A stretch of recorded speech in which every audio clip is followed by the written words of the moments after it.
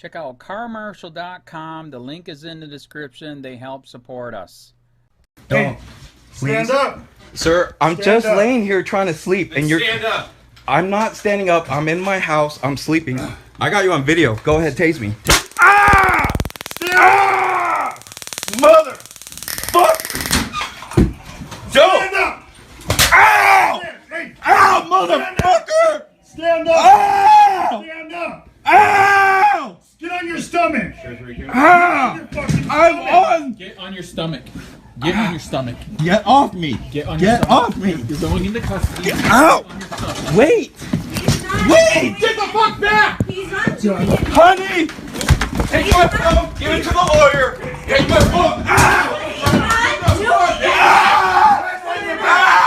He's not doing anything. Call my lawyer! Call my lawyer! He's not Call my doing lawyer! anything. Call my lawyer! Okay, baby. He's not doing Hands anything. behind your Stay back. back. He is I'm not back. complying. Put your hands I'm back. He's not Videotape doing it! anything. Baby! Let go of his Videotape it! Okay. It's going!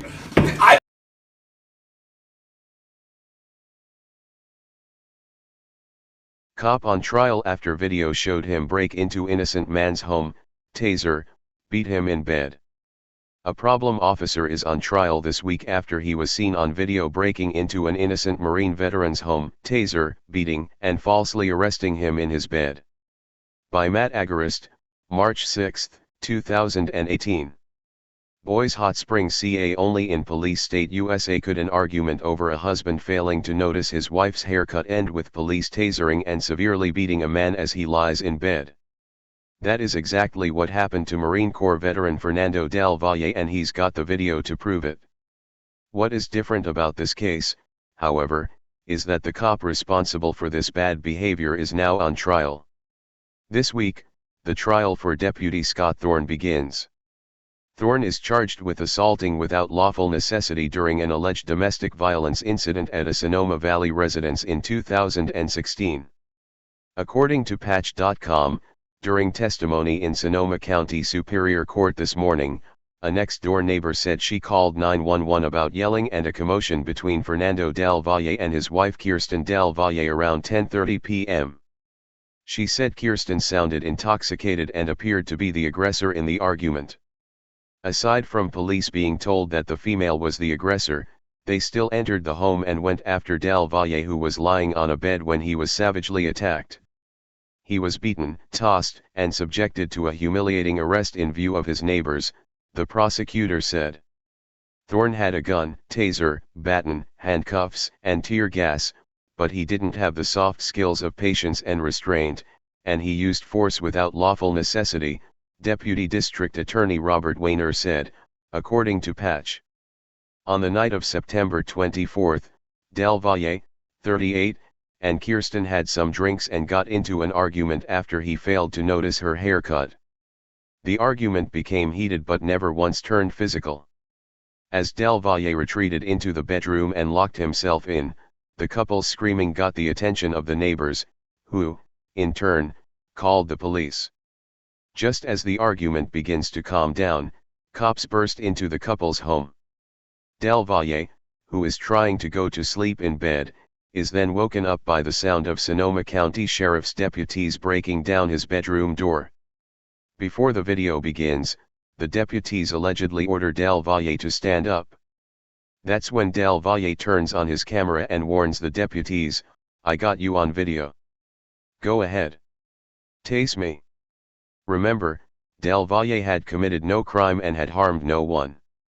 Yet, here he is with 3 armed men in his bedroom threatening to inflict bodily harm on him. And, within seconds, that's just what Deputy Scott Thorne, 40, did. "Sir, I'm just laying here trying to sleep and you're," Del Valle said. "I'm not standing up. I'm in my house. I'm sleeping." As Thorne steps forward, he's seen on the video aiming his taser at the bare chest of Del Valle, who is wearing only gym shorts. He then fires. When the taser hits him, Del Valle can be heard screaming. At this point, the baton comes out, according to Del Valle's attorney, and Thorne begins laying into the defenseless man in his own bed. "He's not doing anything," his wife screams as the deputy continuously beats her husband over and over with his baton and taser. The video then ends as Del Valle shouts repeatedly, "Call my lawyer." Del Valle was not able to record the entire encounter, but the beating continued well after it stopped. According to the Press Democrat, a spokesman for Sheriff Steve Freitas at the time agreed the deputy's 3 videos raised concerns from the start about excessive force. Naturally, Thorne's defense team is claiming that Thorne acted the way he did because he was in danger. By not complying with the deputy's commands to open the bedroom door and get out of the bed, Del Valle forfeited his right to privacy and staying in the room because of the potential for violence, Thorne's attorney Chris Andrian said. However, it is clear in the video that at no time did this half-naked man pose a threat to the cops who broke into his house. As the Press Democrat revealed in their investigation, Thorne should have never been a cop as he'd been fired from previous jobs over his track record of excessive force. However, none of that matters to Thorne's attorney, who is naturally defending the actions of this brutal cop.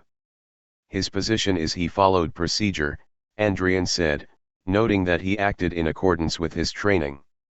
As for Del Valle, after he was severely beaten by Thorne for no reason, he was then arrested and brought to jail. However, once police attempted to charge him with something, they realized they had no evidence of him committing a crime, so he was let go.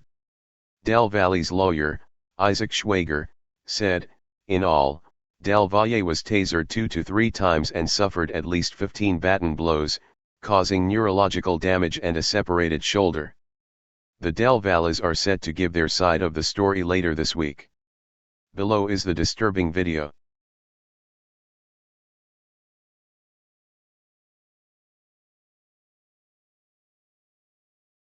County, this is Charlotte County Cop Watch, and I wanted to explain what fair use is. You can use pieces of news articles if you're doing it for news reporting, you have commentary, and you're doing it for education purposes. So that's what fair use is, as you can see right here.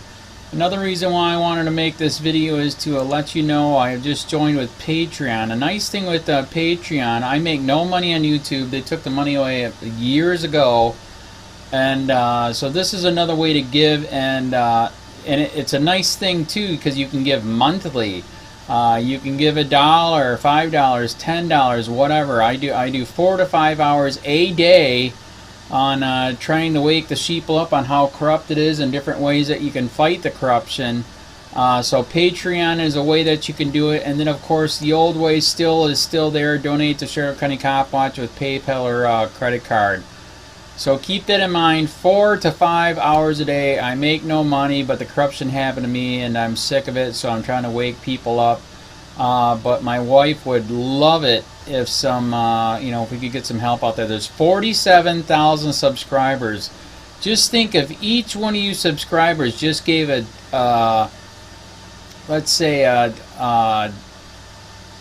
actually yes, $1 a month. 47,000 subscribers gave $1 a month. That would be awesome. That's not going to happen. But anyways, that would be great if it did happen. But do the math in your head. Just think about it. Like I said, 4 to 5 hours a day. I get no money from YouTube. YouTube has gone nuts. You can't do anything anymore. They're taking the money away everywhere. So these are a couple different ways that you can still help out with all this time that I put in. And as you know, I'm in a special situation where at least I can do it. 4 to 5 hours a day. We have a cleaning company during the day. That's what allows me to do this, and we're debt free. So this is my hobby. I don't go fishing and all that other crap. I try to save the world. So help me out to make the wife happy, man. In fact, if you guys did give $1 a day, and there was 47,000 of you, and you did it, and each of you gave $1, and that was every month, oh my God, yes, I could quit. I could start suing them. Another idea too that we have is if I got some funds, we could actually contact everyone that has been ticketed and or arrested and put in jail and start sending them postcards to let them know we're here and to see if everything went all right, and if it didn't, find out their story. So we could even do more investigations and more lawsuits. Lawsuits take money. So just think about that. You know, 47,000 of you so far right now. You know, $1 a day.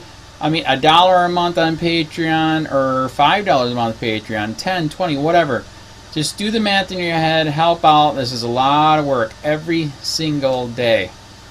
Thanks.